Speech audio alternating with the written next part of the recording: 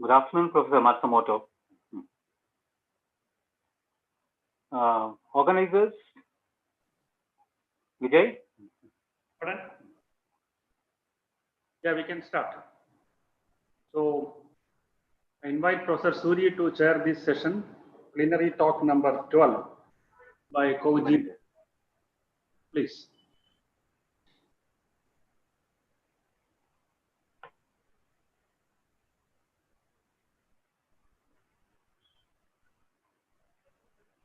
We have 1 minute. Yeah, 1 minute.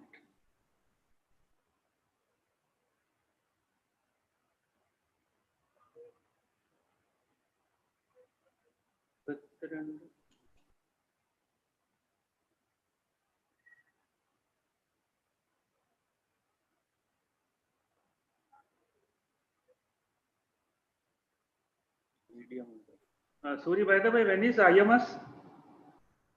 We can't hear you, Vijay. When is IMS?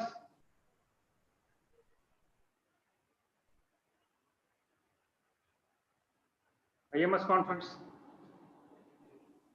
Okay. Okay. Please start. Hello, Vijay. Yes, you can start.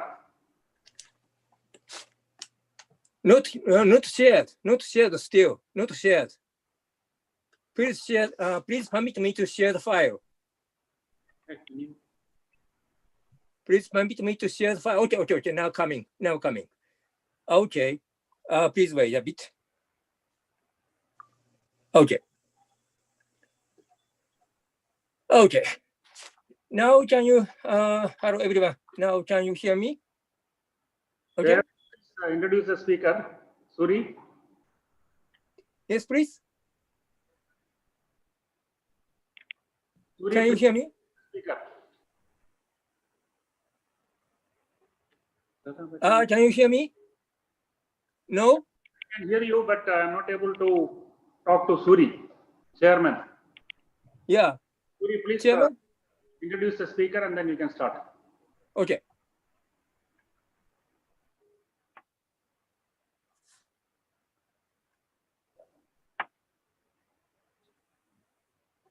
Chairman?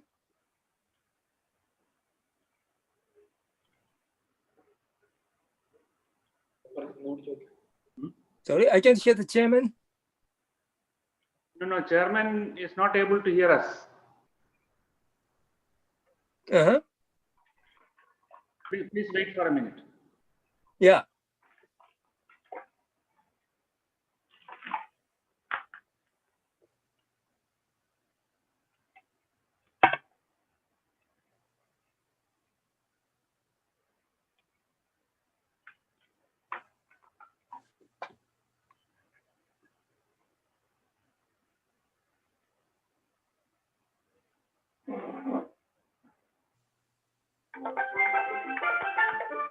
I can't hear anything at all.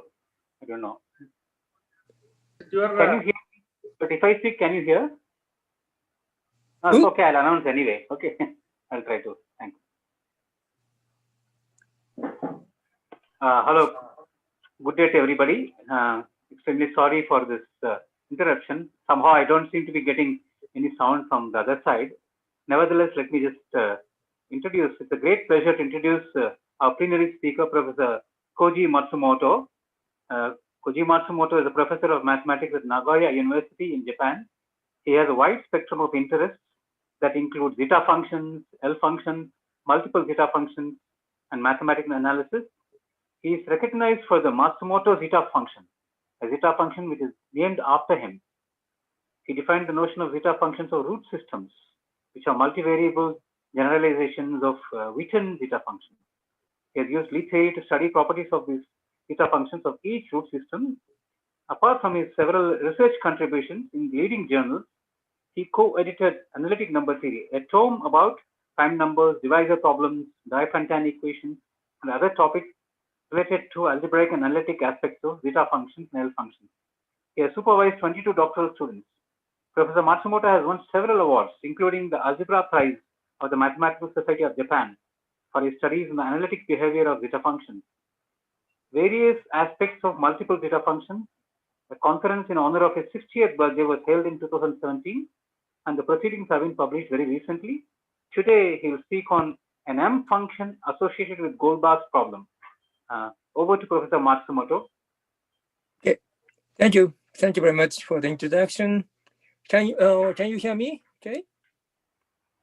Okay. So I'm very happy to express my thanks to the organizers for this kind invitation and this being very nice, wonderful chance of the presentation. So today my talk is to give an example of an M function. What is the meaning of the M function? I will explain in my talk, but anyway, an example of M function associated with the classical Goldbach problem. So I'm beginning with the following so-called Goldbach generating function, Gn, which is a product of two von Mangold factors, lambda k and lambda l, where the k and l is satisfied the condition k plus l is equal to n. So therefore, by the definition of the von Mangold function, this is equal to the product of log p times log q, where there is a condition that this PA plus QB is equal to n. Okay. So that it is easy to see that the main contribution is coming from the part P plus Q is equal to n, because the other part that with large powers is contribution is small. So therefore, the main contribution is this part, log P times log Q, where the summation is runs over P plus Q is n. So therefore, this is surely the Goldbach generating function, because P plus Q is n. We can count the pair P, Q, the pair of the primes whose summation is equal to n. Okay, and already in Hardy and Littlewood raise a conjecture that this Gn is asymptotically equal to Jn, a singular series defined by this Euler product. Okay. So the important point is that Gn is expected to be asymptotically equal to Jn. So therefore, it is important to consider the difference between Gn and Jn. And so we can consider the symmetry function of Gn minus Jn, and it is classically known that this is already estimated by x squared times log x to the minus power. This is classical result by Van der Kolk, Chudakov, and Esterman. And x squared, if x squared, this is a trivial estimate, but they prove that it can be reduced by some log power. Okay. And maybe we can say that the symmetry function of this singular series Jn is not difficult to show that this is asymptotically equal to the 1/2 times x squared. So therefore, by combining these two formulas, we can show the symmetry function of Gn is also equal to 1/2 plus x squared, 1/2 x squared plus some error term. But anyway, today, hereafter, we concentrate ourselves to this quantity. And then we will now mention the paper of Akio Fuji in 1981. In this year, he published a series of papers on this problem. And in part 1, he proved, under the assumption of the Riemann hypothesis, he improved the error estimate of this symmetry function with the difference of Gn minus Jn. That is, he proved it's O of x to the 3/2. Okay. And then in part 2, he refined his own result to obtain that this is, of course, this is also under the Riemann hypothesis. This is equal to the main term and error term. Here, the main term is given by the -4 x to the 3/2 times the real part of psi x. And psi x is a quantity in terms of the trivial, non-trivial zeros of the Riemann zeta function. That is, gamma here is an imaginary part of the non-trivial zeros of the Riemann zeta function. Okay. And first, I mentioned this error term, Rx. Rx, on this Rx, Fuji himself proved the error estimate. Rx is O of x to the fourth third times some log power. But maybe later, there is some improvement. That is, first in 2007, Egami and myself conjectured this estimate. Rx is O of x to the 1 plus epsilon for any positive epsilon, and also is equal to omega of x. That is, the real order of this error term is something like x to the 1 power. And later, this conjecture was established by Gotami Pomik and Jan Christoph Schiradi-Popter in the following more refined form. That is, Rx is O of x times some fifth power of the log, and also it's omega of x times log x. And furthermore, the factor log x to the 5/5 power was later further improved by 2 log x to the cubic power by several mathematicians, Langasco, Giaccanini, Goldstone, and Yam. So now we know that there is exact information on the estimate of this Rx. So therefore, now we have the following asymptotic formula. That is our symmetry function of the difference of Gn minus Jn is equal to this main term and error term. Okay? So therefore, the remaining problem is the behavior of this main term. And this is quite interesting problem because we know the following important theorem that the left-hand side, the estimate of left-hand side is actually equal to the Riemann hypothesis. The Riemann hypothesis is equivalent to the estimate. This left-hand side can be estimated by this x to the 3/2 plus epsilon. This result was the first Granville. Andrew Granville claimed this result, but probably the complete proof was established rather recently by several joint works here, Gotami Bomik and Karin Harpchok, myself and Yuta Suzuki and Imre Ruja, etc. Recently published just last year in Mathematica. But anyway, so this theorem implies that the investigation of this left-hand side is quite interesting. So therefore, at present only conjecturally, but anyway, this is equal to this main term. So therefore, this psi x is a quite interesting object to study. So therefore, now we want to study this psi. And so then again, we go back to Fuji's papers. I already mentioned the result of Fuji's result in his part 1 and part 2 of his series of papers. Then in part 3, Fuji considered the behavior of this psi x, which is, we recall that psi x is defined by the following sum in terms of the imaginary part of the non-trivial zeros of the Riemann zeta function. And Fuji studied this function from the viewpoint of the value distribution theory of the zeta function. And he noticed that the value distribution of this psi x can be studied analogous way to the Bohr-Jessen value distribution theory, classical theory of Bohr-Jessen on the logarithm of log zeta s. Yeah, and maybe first we notice that in the Bohr-Jessen theory, to prove their result, they essentially use the linear independence of the logarithm of the prime numbers over the rational number field.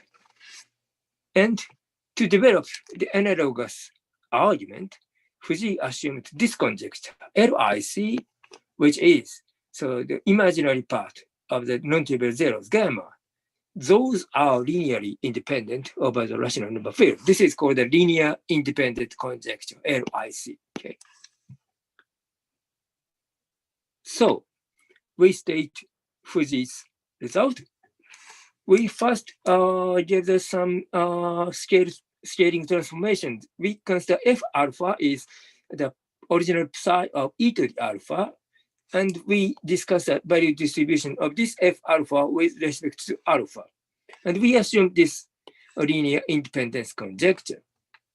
Then, for any rectangle R, we can show the following formula. That is, the left-hand side is, so gives the proportion of the alpha for which F alpha is included in the given rectangle R. So therefore, we consider the alpha, which is in between 0 and capital X, and for which F alpha is included in some R. So therefore, if we count such alpha by some M is just a one-dimensional Lebesgue measure, and then divide by X, then left-hand side, you can see that this implies some proportion of alpha for which F alpha is included in R.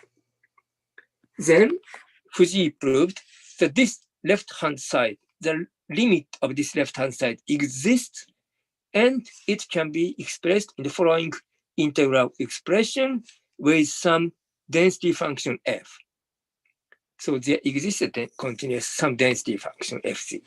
Okay, so this is Fuji's theorem. And you can easily see that this is quite analogous to the result of classical Bohr and Jessen. That is, Bohr and Jessen's result is as here. So when for any fixed sigma, which is greater than 1/2, this formula holds. So very similar to these formulas. So the left-hand side is a proportion of t in between 0 and capital T, for which the value of log zeta at sigma plus it is belonging to some given rectangle R. This limit exists, and it can be expressed by the following integral expression involving the density function f sigma. So this is the starting point of the Bohr-Jessen very deep theory on the value distribution of the zeta function. Okay. Maybe I will mention here some history. The Bohr-Jessen theorem here has been later generalized to much wider class of zeta functions. For example, the existence of the left-hand side, the existence of the limit of this left-hand side, this type of result has been shown for quite a general class of zeta functions with Euler products. This is my very old result. It's 30 years ago, old result. But anyway, this is my result. But the proof of the integral expression on the right-hand side, this is actually more difficult. And so far, we have several results for various types of zeta and L functions. For example, Dirichlet L functions. This is in the case of Dirichlet L functions, this the argument is almost the same as in the original case of zeta S, or Dirac zeta functions on algebraic number fields, or maybe some kind of automorphic L functions. So usual L functions associated with Hegelian cusp forms or symmetric power L functions, etc., etc. Okay. Also, recently, Mine established such an integral expression for more general axiomatically defined class of L functions. And moreover, there is some advantage of his method.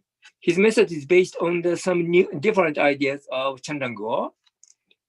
And by using the ideas of Gore, Mine succeeded in proving not only the asymptotic formula, but also he obtained some explicit error estimates. Also, another interesting work of Mine is that he treated the case of Lauhaire zeta functions And Leahy zeta function is, you know, that this is in general does not have the Euler products.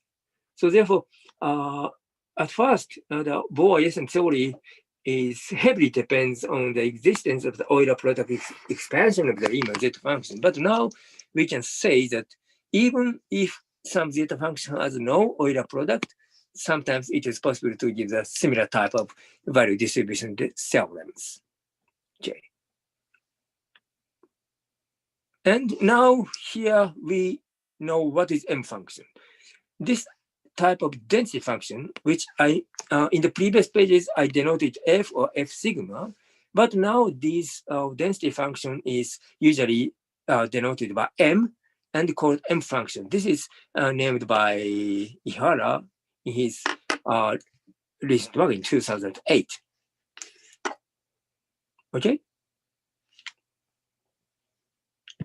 So we recall Ihara's work. Ihara in 2008, he initiated the theory of chi-analogs. Bohr-Yesen theory is considering the distribution of values when the imaginary part T is moving. So it is a kind of the T aspects. And Ihara studied the chi aspect. And actually, he, in his 2008 paper, he considers not the logarithm, but also the logarithmic derivatives of L function, L over L prime of chi. And phi is some test function. And he considers certain average with respect to chi, which I explained a bit more closely later. Anyway, he considers this type of logarithmic average of logarithmic derivatives of L function of Dirichlet or Hecke, which are defined on some number field or the function field. Oh, this is F. This is F. Okay. Okay. And by continuing his work in 2008, Ihara and myself developed the idea of his idea and proved the following formula, that is, for any fixed sigma, which is greater than 1/2, there exists a so-called density function. This is called M function, for which the average of some test function of this time log of L is written by the integral expression involving the density function M function M sigma.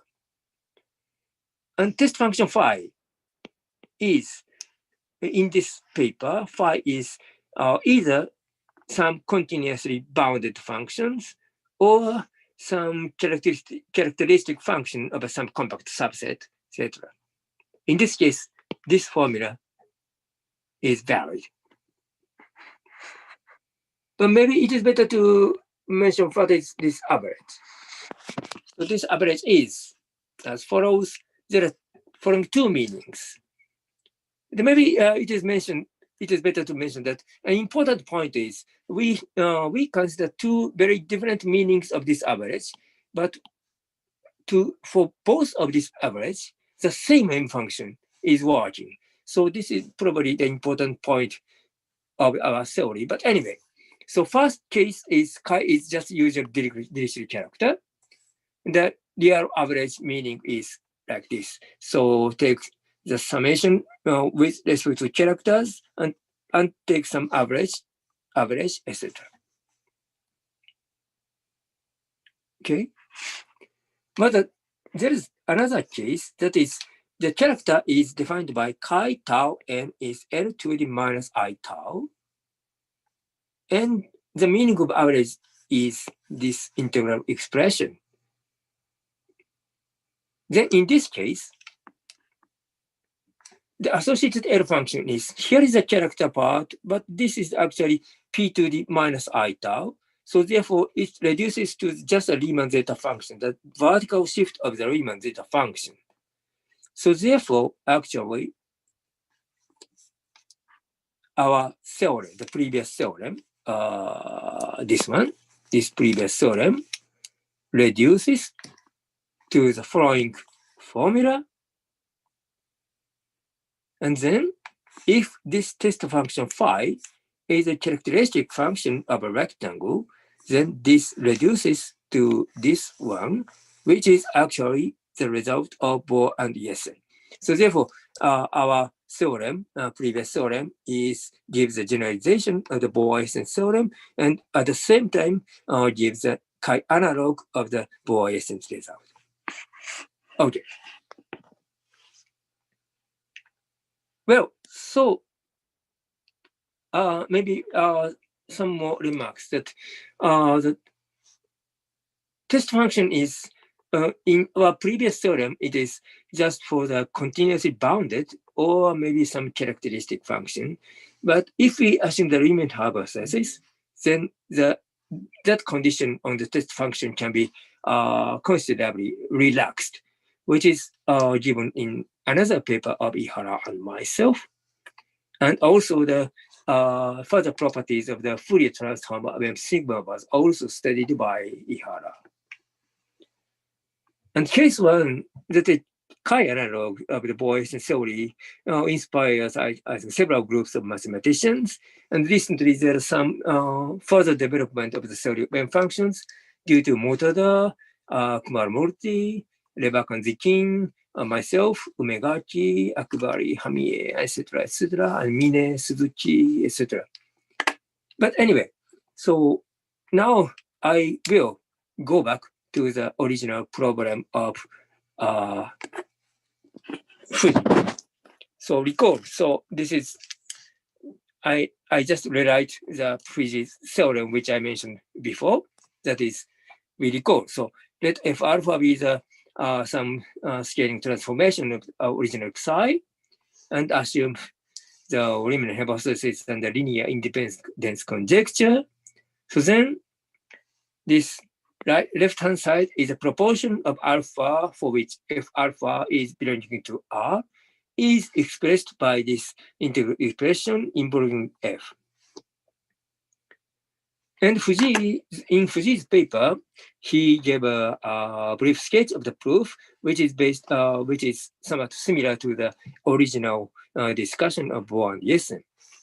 But today, my aim is to report a generalization of this Fuji's result in frame of the theory of M functions. So this is our aim today. So this is the main theorem today. So we assume the Riemann hypothesis and the linear independence conjecture. So then we found the M function, which is a continuous and non-negative function defined on the complex number field, for which this formula exists. So the left-hand side is the generalization of the, maybe better to go back to the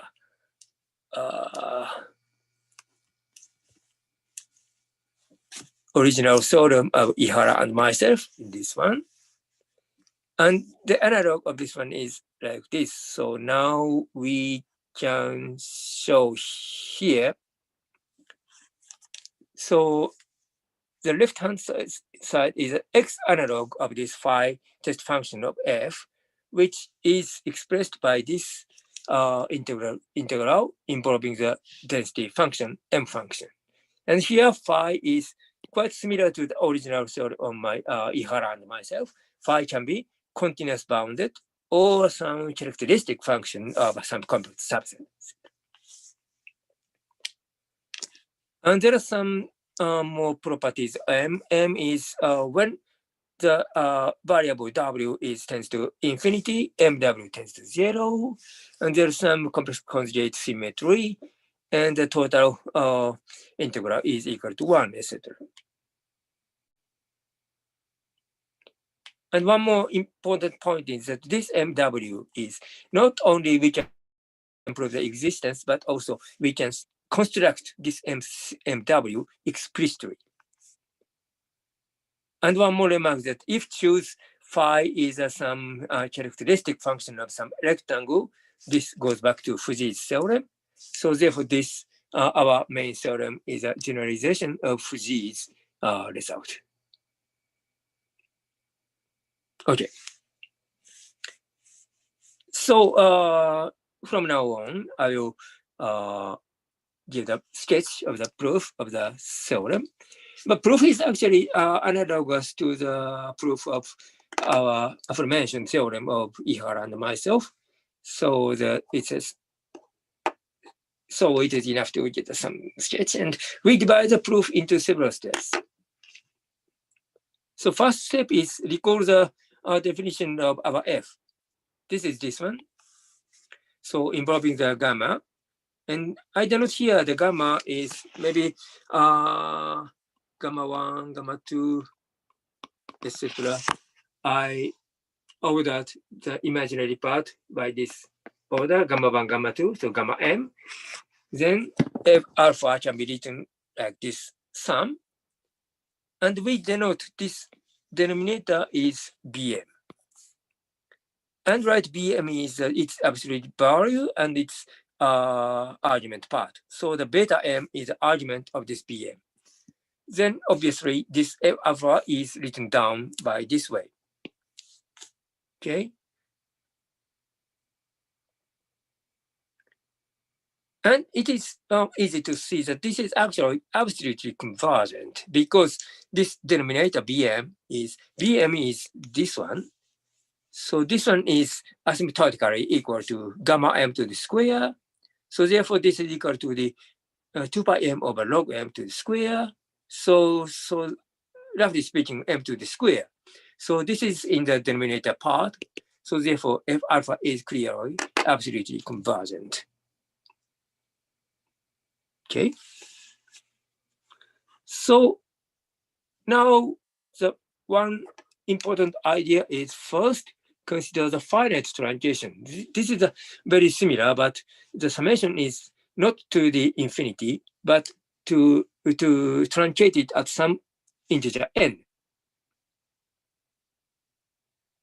This idea is actually goes back to the classical work of Bohr and Jessen. So this is a classical idea. But anyway, we consider finite truncation and define the associated mapping Sn, which is from the n-dimensional unit torus to the complex plane, defined by this. So we associate this SL to this Fn alpha by replacing this exponential part by this Tm, just Tm.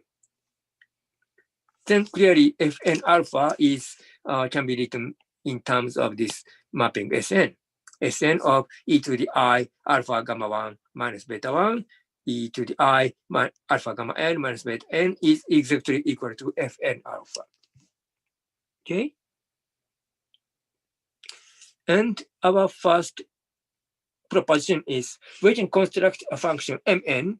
This is some kind of finite truncation of our m function m, for which this formula is valid, which is valid for any continuous function phi. Okay. For this purpose, we construct the density function mn.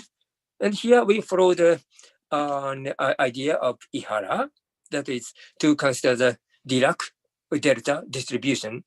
Here, delta is a Dirac delta distribution, and by using delta, we define this small mn is the 1 over w times the delta of w minus 1 over bn. Okay, then first, we can observe that this formula for n equal 1 is valid with using this m1 as a density function m1. This can be shown by the simple straightforward computations. So m equal 1, so for n equal 1, the formula is valid. And then we can construct mn for general n by recursively by this convolution product. So mn is defined by the convolution product of mn minus 1 times our Dirac delta distribution. So here is a direct distribution, but of course, after considering the integral, Mn is reduced to a usual, the function in the usual meaning. So this is not, of course, not a distribution. And by using this Mn, again, this formula can be shown by the simple computation. So this is a proof of the proposition. Okay.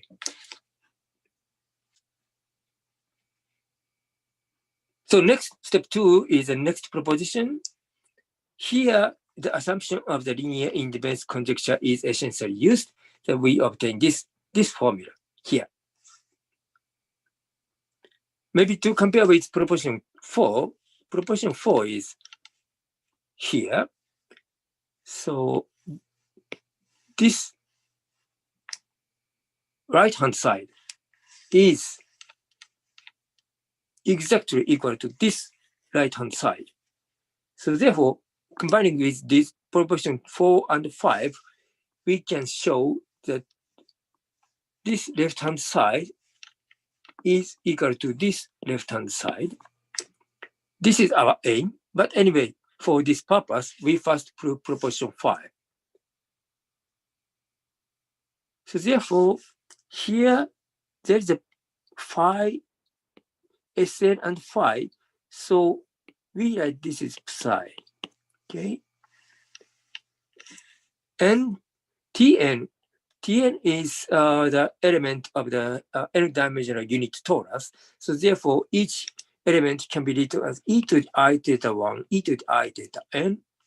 By using this notation, we can see that the statement of the proposition can be rewritten like this,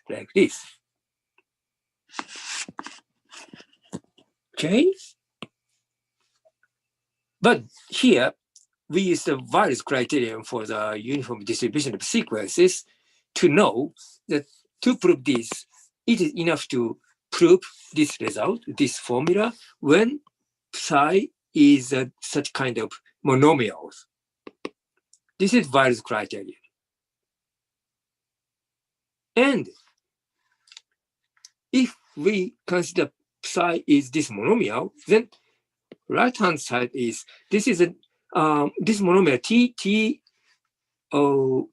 this ti is e to the I to the theta I, and we proved we integrate such one from 0 to 2 pi. So therefore, in this case, the right-hand side here, right-hand side is clearly equal to 0. And on the other hand, the left-hand side is written like this. And here, now we use a linear independence conjecture. Then by using linear independence conjecture, we know that this part is not equal to 0. So therefore, we can integrate this part. And by the existence of this x in the denominator, we can see when x tends to infinity, then this quantity is also equal to 0. So therefore, when psi is this monomial, then this formula is valid in the sense that 0 is equal to 0. So therefore, the proposition is proved. Okay? So now, as I mentioned before, by combining these two propositions, we now arrive at the following formula. But this is the finite truncation of the theorem. That is, if capital N does not exist, then this is exactly the statement of our main theorem. So therefore, now our remaining task is to take the limit n tends to infinity to remove this suffix n.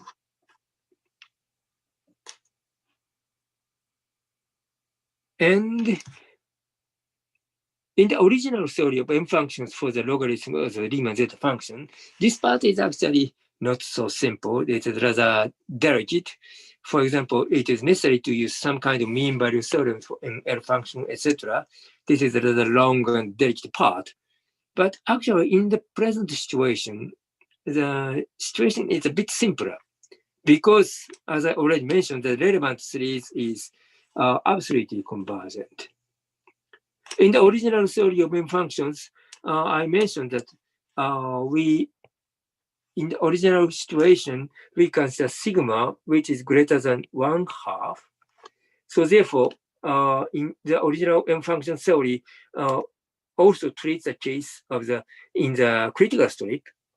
But if sigma is greater than 1, then even in the original theory, this case is in the absolutely convergent case, and the situation is a bit simpler. In this case, sigma equal greater than 1, we don't use mean value theorems on zeta functions. Similarly, now in our case, the relevant series is absolutely convergent. The situation is therefore a bit easier. But anyway, to establish our final result, it is necessary to go first transform to the Fourier transform situation. So first, let M tilde n be the Fourier transform of our Mn. Then we know that Mn is a convolution product of this small mn. So therefore, by the theory of Fourier transforms, the Fourier transform of Fourier transform of this Mn that we denote by Mn tilde is just a product of the Fourier transform of small mn. And here we use another important ingredient of our theory that is so-called the Jensen-Wintner inequality. I don't give the detailed statement of this inequality, but this is every time this is a very key inequality in our M function theory. Using this Jensen-Wintner inequality, we know that this Mn, the Fourier transform Mnz is O of z to the minus 1/2. This negative power estimate is very, very essential. Using this one, we can get this Fourier transform of Mn is O of z to the minus n over 2. Very good upper bound estimation. And because of this rapid decay estimation, we can show the rapid convergence of the rapid convergence when L tends to infinity, and therefore we can show here it is not so, still some discussion necessary, but anyway, we can show that the Fourier transform of Mn converges to a certain M tilde uniformly in C. Okay, so therefore now finally, now we know this M tilde, and therefore we now go back to the inverse Fourier transform to obtain MW. And then we can show that this Mn, original Mn, tends to M uniformly in C when n tends to infinity. And this completes the proof of the theorem. Okay.